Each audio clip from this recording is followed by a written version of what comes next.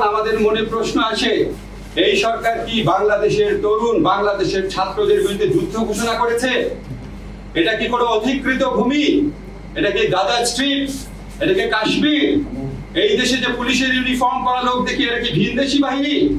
আমি একটু লিগাল ইস্যুতে কথা বলি। আজকে আপনারা দেখেছেন ডাকসুর একজন নির্বাচিত প্রতিনিধি ভুয়া ভোটে নির্বাচিত না, ডাকসুতে ঢাকা বিশ্ববিদ্যালয়ের ছাত্রদের ভোটে নির্বাচিত সভাপতি সাবেক সভাপতি নুরুল হক নূরকে কিভাবে টর্চার করা হয়েছে রিমান্ডে এই ধরনের টর্চার বাংলাদেশের সংবিধানের আর্টিকেল 35-এর সুস্পষ্ট লঙ্ঘন। রিমান্ডে নুরুল হক নাহিদকে যে অত্যাচার করা হয়েছে, তার সারা গায়ে আমরা যে আঘাতের চিহ্ন দেখেছি, এগুলি সংবিধানের সুস্পষ্ট লঙ্ঘন। আজকে রিমান্ডে নূরকে এইভাবে মারার পর আবার রিমান্ড দেয় আদালত। এটা কোন আদালত? আমি আইনের শিক্ষক, এটা কোন আদালত? সুপ্রিম কোর্টের কাছে আমার আহ্বান, প্রধান বিচারপতি আপনার কাছে আমার আহ্বান, এই যে সুপ্রিম কোর্টের নির্দেশনা রয়েছে রিমান্ডের ক্ষেত্রে, এই নির্দেশনা লঙ্ঘন করে নিম্ন আদালত কিভাবে আবার তাদেরকে রিমান্ডের আদেশ দিচ্ছে? আপনি তাদের বিরুদ্ধে ব্যবস্থা নেন। সুপ্রিম কোর্টের নির্দেশনা অমান্য করছে।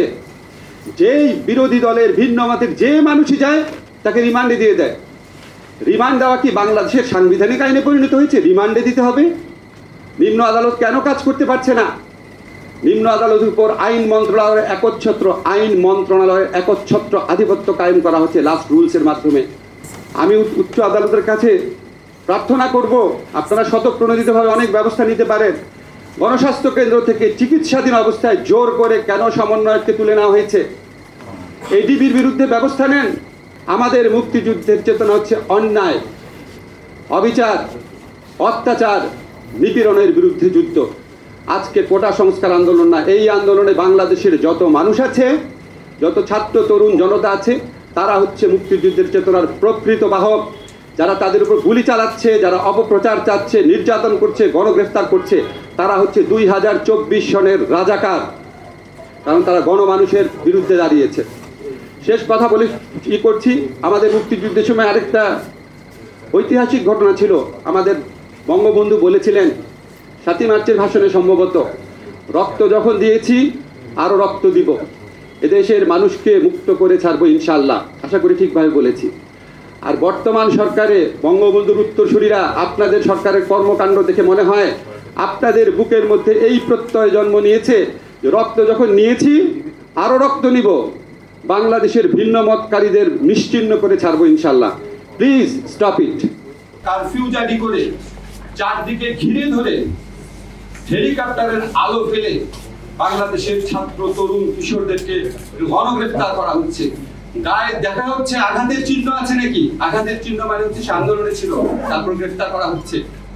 আমি ঘুমাতে পারি না যখন আমি শহীদ মুগ্ধর গল্প করি, যে এই ছেলেটা আন্দোলনে গিয়েছিল বিস্কিট আর পানি দেওয়ার জন্য, সবাইকে বলছিল পানি লাগবে কিনা, এরকম একটা ছেলেকে মাথায় গুলি করে হত্যা করা হয়েছে।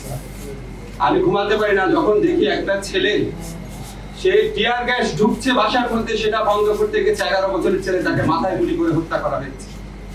6 বছরের একটা মেয়ে রিয়া মারা গেছে।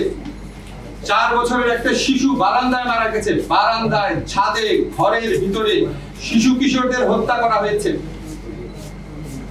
আজকে আমরা শুনতে পাচ্ছি যে 267 মারা গেছে। একটা বর্ণ আপনাদের বাড়িয়ে বলছি না। কালকে একটা জিনিস কিনতে গিয়েছিলাম একটা দোকানে, বলছে স্যার হাজার হাজার লোক মারা গেছে, আমরা বিশ্বাস করি, আমরা এই সরকারকে বিশ্বাস করি না।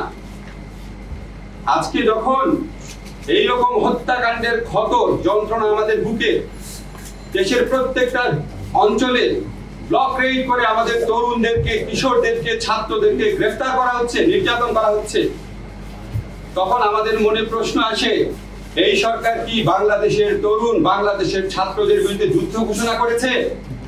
এটা কি কোনো অধিকৃত ভূমি? এটা কি গাজা স্ট্রিপ? এটা কি কাশ্মীর?